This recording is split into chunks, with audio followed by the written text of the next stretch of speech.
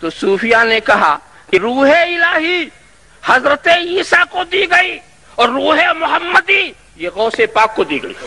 روح محمدی یہ غوث پاک کو دی گئی. اور جب روح محمدی کا غلبہ حضرت غوث پر ہوتا ہے تو وہ بھی بولنے لگتے ہیں کہ میں نے فلاں نبی کو سہارا دیا, میں نے فلاں کی کشتی بچائی, میں نے فلاں کی آگ کو ٹھنڈا کیا. یہ غوث کی بولی نہیں ہے, یہ روح محمدی کی بولی ہے, یہ روح محمدی کی بولی ہے. اور روح محمدی اللہم صلی علی سیدنا مولانا محمد کما تحب و ترضی بان تصلی علیہ, یہ روح محمدی کی بولی ہے. اور روح محمدی پیدا کب ہوئی؟ یہ نفس الہی پیدا تو دنیا کے پیدا ہونے سے 4 کروڑ برس پہلے, 4 کروڑ برس پہلے نفس محمدی پیدا ہوئی. سرکار نے تو تفسیر روح البیان کے اندر واضح کیا انا من اللہ والمومنون منی, میں اللہ سے ہوں اور مومنین مجھ سے ہیں. مومنین یہ نہ سمجھو, ایک حدیث تو یہ ہے انا من نور اللہ والخلق کلہم من نوری, میں اللہ کے نور سے اور ساری مخلوق میرے نور سے. تو سرکار کا وہ بھی فرمان ہے اور یہ بھی اعزاز ہے کہ ایمان والوں کی نسبت اپنی طرف خاص انداز سے بھی فرمائی کہ یہ مومنین جو ہیں یہ میرے ہیں, میرے مقبول ہیں. اچھی طرح سے آپ سمجھتے چلے جائیں. تو یہ پیدا ہوئی اور اسی روح سے عرش پیدا ہوا. فَإِنَّ الْعَرْشَ مَخْلُوقٌ مِنَ الْعَقْلِ الْأَوَّلِ الَّذِي هُوَ رُوحُهُ صلی اللہ علیہ وسلم. یہ تفسیر علامہ قاشانی فرما رہے ہیں اپنی شرح کے اندر کہ نور, یہ جو نور ہے یہ عقل اول, اس سے سب سے پہلے مخلوق کون سی ہوئی؟ عقل اول. نفس الہی سے سب سے پہلے مخلوق تو عقل اول پیدا کس سے ہوئی؟ روح محمدی سے, روح محمدی سے. اب جب اس بات کو آپ نے سمجھ لیا کہ سیدنا غوث پاک کے اندر روح محمدی ہے اس لیے ہم انہیں روح محمدی کہیں گے, اور حضرت عیسیٰ میں روح الہی ہے ہم انہیں روح اللہ کہیں گے, ہم انہیں روح اللہ کہیں گے.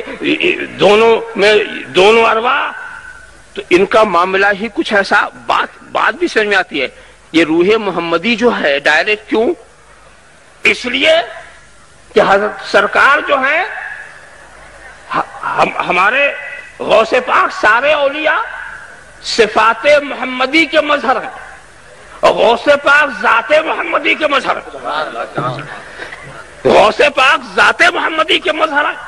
کلو ولی لہو قدم وانی علی قدم النبی بدر الکمالی, ہر ولی کسی نہ کسی نبی کے روش پر ہے اور میں بدر کمال کی روش پر. میں بدر کمال یعنی جو میرے نبی نے کیا میں اس پر قدم رکھتا چلا جا رہا ہوں, یعنی اس کی پیروی کر رہا ہوں. جو وہ کرتے گئے میں وہی کرتا گیا جیسا انہوں نے عمل کیا. ہاں ایک منزل ایسی تھی جہاں میں نے قدم آگے نہیں بڑھایا. ہمارے نبی کی ایک منزل ایسی تھی جہاں میں نے قدم آگے نہیں بڑھایا. وہ کیا ہے؟ نبوت.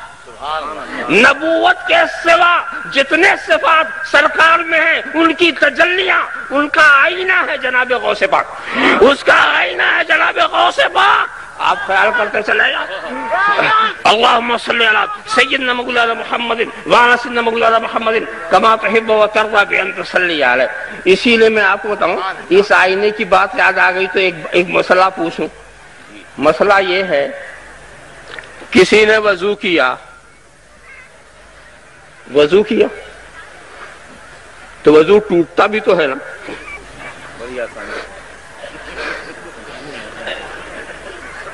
کچھ طریقے تو آپ کو معلوم ہی ہے کیسے ٹوٹتا. ایک طریقہ اور بھی آپ نے سنا ہوگا, نیند سے بھی ٹوٹتا. سو جاؤ تو وضو سمجھا, وہی ٹیک لگا کے سوئیے. کھڑے کھڑے سونے سے کچھ نہیں ہوتا. ٹیک لگا کے سوئیے کہ ٹیک ہٹا دیں تو آپ نیچے نظر آئیں. سمجھا؟ تو وضو ٹوٹتا ہے کہ نہیں؟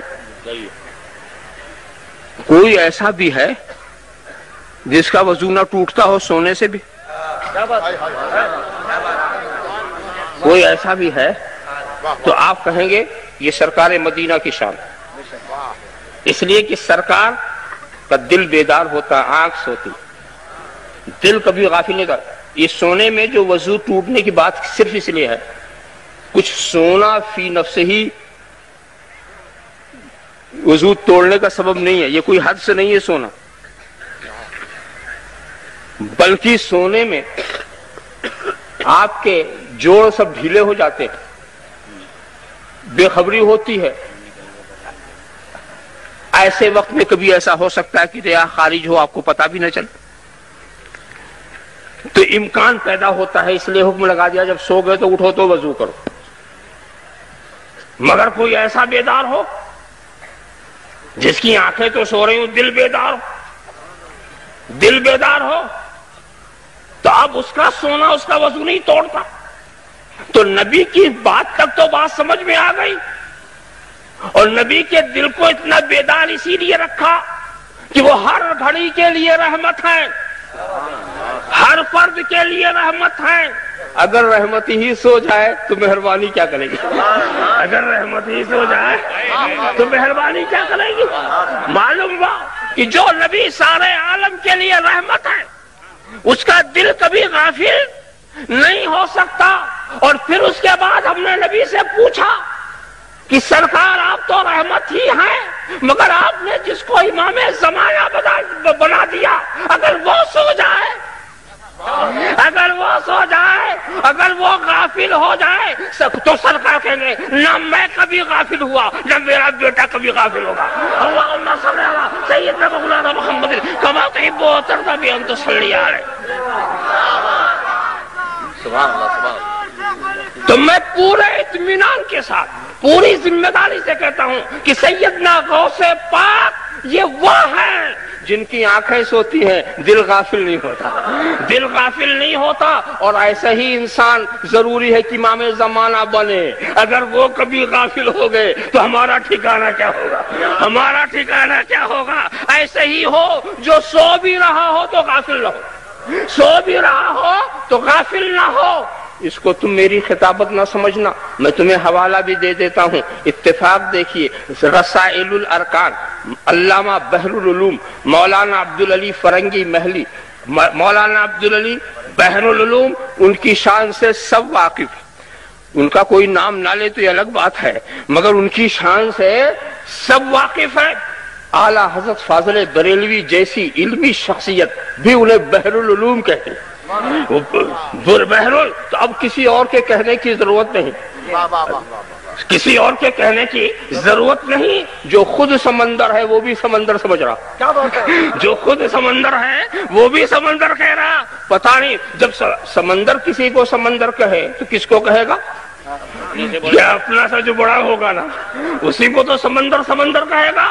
وہ بحر العلوم انہوں نے تو ایک قاعدہ پہلے بتایا، قاعدہ یہ بتایا کہ جس کا دل بیدار ہو اور وہ نبی کی اتباع کی برکتوں سے وہ ایسی فنائیت کا درجہ حاصل کر لے کہ اس کا دل غافل کبھی نہ ہو، وہ اس مقام پر پہنچ جائے، اس کا دل غافل کبھی نہ ہو، تو وہ اس کا بھی وضو نہیں ٹوٹتا سونے سے، اس کا بھی وضو نہیں ٹوٹتا سونے سے۔ ایک تو قاعدہ بتایا اور مثال میں نام لیا، جیسے امام سیدنا شیخ عبد القادر جیلانی، نام بھی لے لیا کہ ہمیں اب نہ سوچنا پڑے کہ وہ ہے کون، ہمیں وہ نہ سوچنا پڑے وہ کون ہے۔ اور میں تو یہ سمجھتا ہوں جو اصول انہوں نے بنائے ہیں، جو قاعدہ بنایا ہے، اس قاعدے کی روح سے صرف غوث پاک ہی وہ نہیں ہے، اور ان سے مرتبے میں کم لوگ بھی ایسے ہو سکتے ہیں جو رسول کی اتباع کی برکتوں سے مالا مال ہو اور فنائیت کا درجہ حاصل ہو، ان کا دل بیدار ہو۔